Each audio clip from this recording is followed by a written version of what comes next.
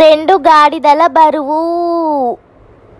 Hi friends, welcome back to our channel DS Kids. ఈరోజు నేను మీకు ఒక మంచి కథ చెప్పడానికి సిద్ధంగా ఉన్నాను.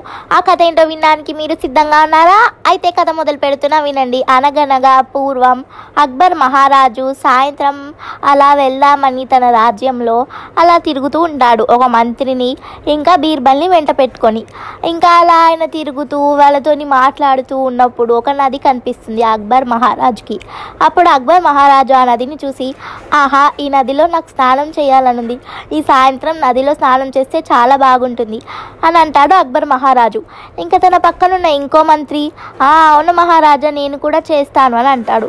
కానీ బీర్బల్ మాత్రం, వద్దు మహారాజా, నేను చెయ్యను, నాకు మళ్ళీ జలుబు చేస్తుంది, ముందే ఇది చలికాలం, నేను ఇక్కడే ఉంటాను, మీరు వెళ్ళి స్నానం చేసి రండి అని చెప్తాడు. ఇంకా తర్వాత అక్బర్ మహారాజు ఆ ఇంకో మంత్రి వాళ్ళ బట్టల్ని బీర్బల్కి ఇచ్చేసి వాళ్ళు నదికి వైపుగా వెళ్ళిపోతారు స్నానం చేయడానికి. ఇంకా వాళ్ళు ఇద్దరు, అక్బర్ మహారాజు ఇంకో మంత్రి అలా నదిలో స్నానం చేస్తూ ఉంటాడు. బీర్బల్ ఏమో బట్టలు పట్టుకొని ఒడ్డున నిలబడి ఉంటాడు. ఇంకా తర్వాత అక్బర్ మహారాజు బీర్బల్ని చూసి ఇలా అంటాడు, బీర్బల్, నేను చూస్తుంటే గాడిద బరువు మోస్తున్నట్టుంది అని చెప్పి నవ్వుతూ ఉంటాడు అక్బర్ మహారాజు. ఇంకా అక్బర్ మహారాజు పక్కన ఉన్న మంత్రికి కాస్త బాధేస్తుంది, అయ్యో బీర్బల్ని, నా తోటి మంత్రిని ఇలా అంటారేంటి మహారాజు అని. ఇంకా బీర్బల్కి కూడా బాధేస్తుంది, నన్ను గాడిదతోని పోలుస్తారా మహారాజు అని. ఇంకా బీర్బల్ మహారాజుకి ఎలాగైనా సమాధానం చెప్పాలని అనుకుంటాడు.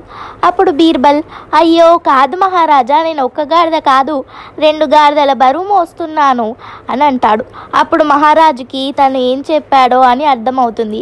బీర్బల్ వాళ్ళిద్దరిని గాడిదలతో పోల్చాడు అని అక్బర్ మహారాజు అర్థం చేసుకుంటాడు. ఇంకా అయ్యో, నేను ఎవరిని ఇలా అనకూడదు అని అనుకుంటాడు కూడా. ఇంకా బీర్బల్ తెలివిని కూడా మనసులో మెచ్చుకుంటాడు అక్బర్ మహారాజు. ఇంకా తర్వాత వాళ్ళు స్నానంని ముగించుకొని వచ్చాక అక్బర్ మహారాజు బీర్బల్ని మెచ్చుకొని తనకి క్షమాపణ చెప్తారు. ఇంకా తర్వాత వాళ్ళు ముగ్గురు మళ్ళీ తిరిగి రాజ్యంకి వెళ్ళిపోతారు. ఇంకా అప్పటి నుంచి అక్బర్ మహారాజు ఎవరిని అలా వెటకారంగా చేసి మాట్లాడరు. చూసారా ఫ్రెండ్స్, ఈ కథలో ఉన్న నీతి ఏంటంటే, ఎప్పుడైనా మనం ఎప్పుడు ఎవరిని ఎగతాళి చేయొద్దు. ఒకవేళ అలా ఎగతాళి చేస్తే మనం కూడా ఎప్పుడప్పుడు ఎగతాళి అవుతాము. ఇంకా ఎప్పుడైనా మన ఏమన్నా అంటే మనం ఎదుటివారి మనసు నొప్పించకుండా వాళ్ళకి సమాధానం చెప్పాలి. ఇప్పుడు బీర్బల్ ఎలా చెప్పాడు అలా. కాబట్టి మీరు కూడా ఎప్పుడైనా ఇలాగే ఎదుటి వాళ్ళని నొప్పించకుండా వాళ్ళకి సమాధానం చెప్పండి. ఓకేనా ఫ్రెండ్స్? ఈ స్టోరీ మీకు నచ్చితే లైక్ చేయండి, చాలామందికి వినిపించాలంటే షేర్ చేయండి. ఇంకా మన ఛానల్ నచ్చితే సబ్స్క్రైబ్ చేయండి. ఇంకా ఈ వీడియో గురించి ఏమైనా చెప్పాలంటే కింద కామెంట్ సెక్షన్లో చెప్పండి. ఇంకా మన ఛానల్ని సబ్స్క్రైబ్ చేసి పక్కన ఉన్న బెల్ ఒత్తి ఆల్ ఒత్తండి. అలా బెల్ ఒత్తి ఆల్ ఒత్తితే నేనే మన వీడియోస్ చేస్తే మీకు నోటిఫికేషన్స్ వస్తాయి. ఓకేనా ఫ్రెండ్స్? ఇంకా మన షార్ట్స్ని కూడా చూడండి, వాటిని కూడా లైక్ చేయండి. ఇంకా షార్ట్స్లో ఉన్న ఫుల్ లెంత్ వీడియో చూడాలంటే షార్ట్స్లో మన నేమ్ కింద ఒక పేరు కనిపిస్తుంది, దాని మీద క్లిక్ చేస్తే మన వీడియో ఓపెన్ అవుతుంది. అలా మీరు మన షార్ట్లో ఉన్న ఫుల్ లెంత్ వీడియోని కూడా చూడొచ్చు. ఓకేనా ఫ్రెండ్స్?